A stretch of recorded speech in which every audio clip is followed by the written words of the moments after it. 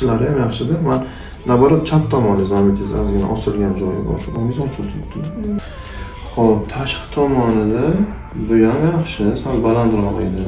Tushibdi. 103 очертание paydo bo'lib ko'tarilgan o'xshagan 5 oyda. Konturlari ham shu zo'r. Nafas olishchi. Yaxshi nafas olishingiz ham qiyinroq adashmasam. Nafas olishga juda ham qiynalardim.